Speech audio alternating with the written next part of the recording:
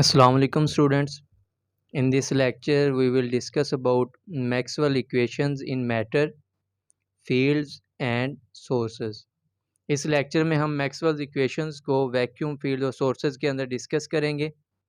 तो मैटर में डिस्कस करने से पहले हम इनको डिस्कस करते हैं कि बिफोर मैक्सवेल जो इलेक्ट्रोडायनामिक्स की इक्वेशंस थी वो किस तरह की थी। तो हमारे पास जो फर्स्ट इलेक्ट्रोडायनामिक इक्वेशन थी वो गॉसेस लॉ थी, del dot E is equal to rho over epsilon naught.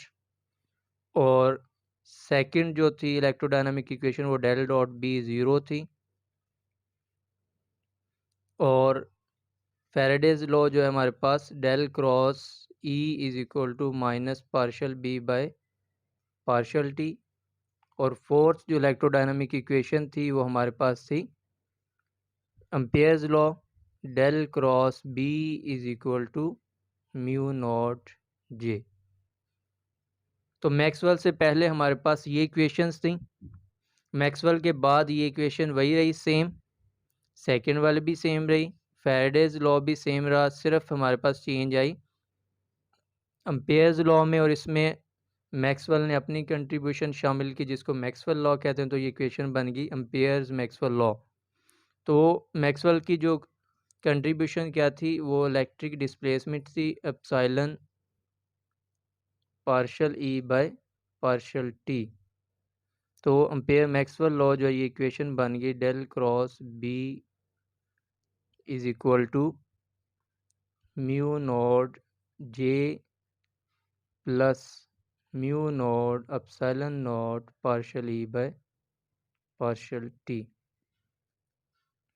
तो ये मैक्सवेल्स के बाद जो मैक्सवेल्स की कंट्रीब्यूशन थी इसके बाद ये मैक्सवेल इक्वेशन बन गई। अब इनको अगर हम देखें वैक्यूम के लिए कि मैक्सवेल्स की जो इक्वेशंस हैं वो वैक्यूम में किस तरह की होंगी। तो वैक्यूम में जो है करंट डेंसिटी और चार्ज डेंसिटी ये दोनों क्या होंगे, ज़ीरो होंगे। तो वैक्यूम के लिए फर्स्ट इक्वेशन जो है ये इसकी जो लेफ़्ट हैंड साइड है ये ज़ीरो हो जाएगी क्योंकि यहाँ पे क्या हो गया, करंट डेंसिटी चार्ज डेंसिटी जो है वो वैक्यूम में ज़ीरो हो गई। सेकंड सेम रहेगी, थर्ड भी सेम रहेगी, और फोर्थ में क्या होगा, ये जो करंट डेंसिटी आ रही है ये वाली इसकी वजह से ये पार्ट क्या हो जाएगा, ज़ीरो हो जाएगा। तो हमारे पास वैक्यूम के लिए जो मैक्सवेल इक्वेशन बनेगी वो क्या होंगी, del dot E is equal to zero. तो ये किसके लिए हम लिख रहे हैं, वैक्यूम के लिए। और del dot B is equal to zero. और del cross E is equal to minus partial B by partial T.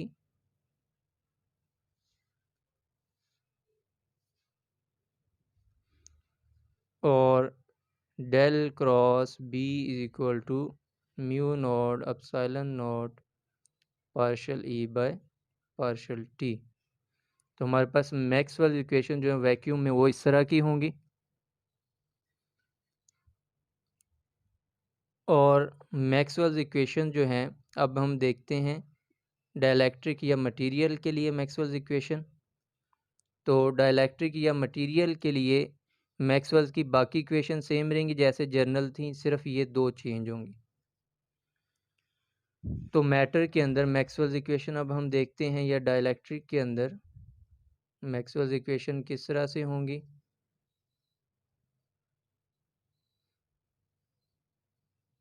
तो मैक्सवेल इक्वेशंस जो हैं फर्स्ट जो है वो हमारे पास थी del dot E is equal to rho over epsilon naught. तो अब ये जो है जब डाइलेक्ट्रिक या मटेरियल के लिए लिखेंगे तो ये इस तरह से आएगी, del dot D is equal to rho. ये किस तरह से डेरिवेशन होती है, इसे कि हम डेरिवेशन देख लेते हैं। हमारे पास जो है डेल डॉट ई है रो ओवर एप्सिलॉन, और ये जब मटेरियल में या डाइलेक्ट्रिक की बात करते हैं तो ये हमारे पास बन जाती है del dot D is equal to rho f. तो रो जो है वो हमारे पास होती है rho f bound charge density, current charge density और फ्री चार्ज डेंसिटी। और जो बाउंड चार्ज डेंसिटी है वो हमारे पास होती है माइनस डेल डॉट पी। तो ये जब हम इस फर्स्ट इक्वेशन में पुट करेंगे डेल डॉट ई में और एप्सिलॉन को हम दूसरी तरफ ले आएँ तो रो की जगह पे आ जाएगा rho f minus del dot P. यहाँ से जो डेल डॉट पी है इसको हम दूसरी तरफ ले आएंगे तो और एप्सिलॉन को ई के साथ लिख देंगे तो डेल डॉट एप्सिलॉन ई, और इसको जब इस तरफ लेके आएंगे तो ये प्लस हो जाएगी, दूसरा डेल डॉट कॉमन आ जाएगा दोनों में तो प्लस पी आ जाएगा। अब ये जो हमारे पास है एप्सिलॉन ई प्लस पी ये इलेक्ट्रिक डिस्प्लेसमेंट के इक्वल होती है तो डेल डॉट डी आ जाएगा हमारे पास, और इस तरफ क्या बच गया था रो एफ। तो इस तरह डेल डॉट डी जो है वो हमारे पास आ जाएगा रो एफ के। तो ये फर्स्ट इक्वेशन आ गई मैक्सवेल इक्वेशन डाइलेक्ट्रिक या मटेरियल के लिए। अब दूसरी कौन सी चेंज हो रही है, ये सेकंड वाली जो हमारे पास एम्पियर्स मैक्सवेल लॉ है वो चेंज होगा। वो हमारे पास क्या होता है इन जनरल, वो हमारे पास होता है del dot B is equal to mu naught J plus mu naught epsilon partial E by partial T. अब चेंज होके ये क्या बन जाएगा ये, तो इसको हम अगर ड्राइव करें तो किस तरह से ये ड्राइव होगा। हमारे पास है डेल क्रॉस बी जो एम्पियर मैक्सवेल लॉ है mu naught J plus mu naught epsilon partial E by partial T. तो जे जो है वो हमारे पास होगा जो करंट डेंसिटी है जे एफ के प्लस जे बाउंड के प्लस जे पोलराइज्ड के, पोलराइजेशन करंट जो है तो जे एफ एज इट आ जाएगा। जे बी जो है वो इक्वल होता है डेल क्रॉस एम के मैग्नेटिक पोलराइजेशन की कर्ल के, और ये इक्वल होता है partial P by partial T polarisation के डेरिवेटिव के। तो ये जब हम पुट करेंगे ऊपर वाली इक्वेशन में और ये जो म्यू नॉट है इसको इस तरफ ले आए बी से डिवाइड कर दें और जो डेल क्रॉस एम है इसको भी इस तरफ ले आते हैं minus del cross M, J F बच गया और प्लस ये चीज़ बच जाएगी यहाँ पे और इसके अंदर ये ऐड हो रहा है तो यहाँ पे पार्शल बाय पार्शल टी को कॉमन ले लेंगे दोनों में से तो ये बच जाएगा एप्सिलॉन ई प्लस पी। तो यहाँ पे डेल क्रॉस इन दोनों में कॉमन आ रहा है इस साइड पे तो ये बन जाएगा डेल क्रॉस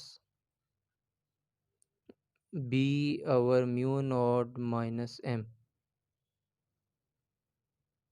तो ये साइड पे ये बन गया तो ये इक्वल होता है B over mu naught minus M H के इक्वल होता है तो डेल क्रॉस एच आ जाएगी ये वाली साइड, और ये वाली जो साइड है ये जे एफ, और ये जो एप्सिलॉन ई प्लस पी है ये इक्वल होता है इलेक्ट्रिक डिस्प्लेसमेंट डी के तो plus partial D by partial T. तो इस तरह हमारे पास जो एम्पेयर मैक्सवेल लॉ है वो भी डाइलेक्ट्रिक के लिए इस तरह से आ जाएगा डेल क्रॉस एच, और ये इसको इस तरफ लाए हैं तो ये माइनस हो गया तो ये हमारे पास आ गया del cross H minus partial D by partial t is equal to J. और जो बाकी फैराडेज लॉ है और गॉसेस लॉ है मैग्नेटिज्म के लिए वो सेम रहेंगे। तो इस तरह से ये हमारे पास मैटर के अंदर या डाइलेक्ट्रिक के अंदर मैक्सवेल इक्वेशन इस तरह से आएंगी। और अगर हम वैक्यूम के अंदर देखें विद एक्सटर्नल सोर्सेज कि हमारे पास लेट्स सपोज ये एक रीजन है यहाँ पे वैक्यूम है कोई मटेरियल नहीं मौजूद और हमने जो है जो सोर्स है इलेक्ट्रिक फील्ड का वो आउटसाइड द वैक्यूम रखा हुआ है, एक्सटर्नल सोर्स है। तो एक्सटर्नल सोर्स है तो इलेक्ट्रिक फील्ड जो है वो यहाँ से पास हो रहा होगा। तो वैक्यूम के अंदर अब चार्जेस मौजूद नहीं है, सोर्सेज मौजूद नहीं है, लेकिन इलेक्ट्रिक फील्ड जो है वहाँ से पास आउट हो रहा है।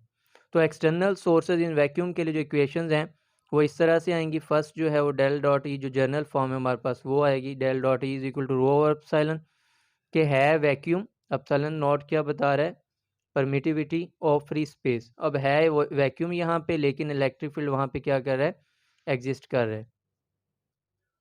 इसी तरह जो हमारे पास एम्पियर मैक्सवेल लॉ है वो ये आएगा, और बाकी जो मैग्नेटिज्म का गॉसेस लॉ वो ये आएगा, डेल डॉट बी। और इसी तरह जो हमारे पास फैराडेज लॉ है वो क्या आएगा, del cross B E is equal to minus partial B by partial T. तो ये जो इक्वेशन है ये हमारे लिए, हमारे पास कौन सी हैं, जो वैक्यूम में है विद एक्सटर्नल सोर्सेस। इसी तरह हमारे पास जो है मैक्सवेल इक्वेशन के साथ साथ एक कंटिन्यूटी इक्वेशन है जो चार्ज डेंसिटी और करंट डेंसिटी को रिप्रेजेंट करती है, रिलेट करती है। और ये जो कंटिन्यूटी इक्वेशन है ये कंजर्वेशन ऑफ चार्ज को बताती है कि चार्ज जो है वो हमेशा कंजर्व रहेगा। तो कंटिन्यूटी इक्वेशन क्या है, partial rho by partial T plus divergence of current del dot J is equal to zero. तो ये हमें बता रही है कि चार्ज जो है वो, या जो चार्ज डेंसिटी वो कंजर्व रहती है। इसी तरह हमारे पास एक और इक्वेशन है इंपॉर्टेंट इलेक्ट्रोडाइनमिक के अंदर, वो लॉरेंट्ज फोर्स इक्वेशन है या लॉरेंट्ज लॉ है, F is equal to Q E plus V cross B, जो हमें, जिसकी मदद से हम फोर्स को कैलकुलेट कर सकते हैं जो चार्ज पे एक्ट करती है जब हम उसको इलेक्ट्रोमैग्नेटिक फील्ड्स के अंदर रखते हैं। तो चार्ज उस फोर्स की कैलकुलेशन के लिए हम लॉरेंट्ज फोर्स इक्वेशन यूज़ करेंगे। तो ये जो इक्वेशन है मैक्सवेल्स कंटिन्यूटी इक्वेशन और लॉरेंट फोर्स इक्वेशन, तो इससे हम जो है इलेक्ट्रोडायनामिक्स की ये बेसिक इक्वेशन है, ये पूरी जो इलेक्ट्रोडायनामिक है वो इन पे जो है कंसिस्ट ऑफ होती है, और पूरी इलेक्ट्रोडायनामिक्स को ये एक्सप्लेन करते हैं। हमारे पास अगर फील्ड्स हैं ई और बी, दो सोर्सेज से हमें ये फील्ड्स मिल रहे हैं, और इनकी जो डिस्ट्रीब्यूशन है वो दो सोर्सेज की वजह से है, और एक जो गिवन पॉइंट है स्पेस के अंदर वहाँ पे उनकी जो डिस्ट्रीब्यूशन है दो सोर्सेज की वजह से वो सेम आ रही है।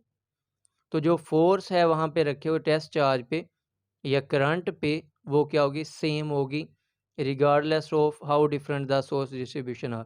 सोर्स की डिस्ट्रीब्यूशन जिस तरह से भी होगी, दो सोर्सेज की वजह से अगर इलेक्ट्रोमैग्नेटिक फील्ड की जो डिस्ट्रीब्यूशन है किसी एक पॉइंट पे स्पेस के अंदर, तो वहाँ पे रखे हुए चार्ज पे जो फोर्स है वो सेम लग रही होगी, इलेक्ट्रिक की वजह से भी और मैग्नेटिक की वजह से। तो this gives E and B meaning in their own right independent of sources. Second, जो इलेक्ट्रोमैग्नेटिक फील्ड्स हैं वो एग्जिस्ट कर सकते हैं उन रीजन्स में भी जहाँ पे कोई सोर्सेज मौजूद नहीं है।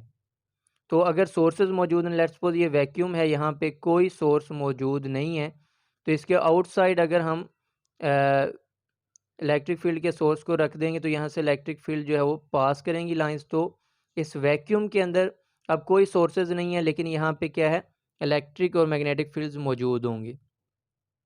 तो इलेक्ट्रोमैग्नेटिक फील्ड्स वहाँ पे भी एग्जिस्ट कर सकते हैं जहाँ पे सोर्सेज ना हो। इनकी एग्जांपल क्या है, इलेक्ट्रोमैग्नेटिक वेव्स हैं जो रेडियो वेव्स हैं, तो रेडियो सिग्नल को जो कैरी करते हैं उसमें हम देख सकते हैं कि वो वैक्यूम है वहाँ पे, अब वहाँ पे कोई सोर्स मौजूद नहीं है, लेकिन इलेक्ट्रोमैग्नेटिक वेव या इलेक्ट्रिक मैग्नेटिक फील्ड वहाँ पे मौजूद हैं। इसी तरह सन रेज जो हैं उसमें भी हम देख सकते हैं कि वैक्यूम के अंदर कोई सोर्सेज मौजूद नहीं, लेकिन इलेक्ट्रिक मैग्नेटिक फील्ड वहाँ पे एग्जिस्ट करते हैं। तो फील्ड्स जो हैं विदाउट सोर्सेज भी एग्जिस्ट कर सकते हैं। इसी तरह फील्ड्स जो हैं वो कैरी करते हैं एनर्जी को, मोमेंटम को और एंगुलर मोमेंटम को, और so have an existence totally independent of charges and current. तो करंट और चार्जेस के अलावा जो है उनकी गैर मौजूदगी में भी, नॉन एग्जिस्टेंस में भी इलेक्ट्रिक और मैग्नेटिक फील्ड जो हैं वो एग्जिस्ट करेंगे, क्योंकि वो एनर्जी को, मोमेंटम को, एंगुलर मोमेंटम को कैरी करते हैं। तो आज हमने इस लेक्चर में यही डिस्कस करना था मैक्सवेल्स इक्वेशंस को। नेक्स्ट इंशाल्लाह हम अगले लेक्चर में डिस्कस करेंगे। ओके जी, अल्लाह हाफिज़।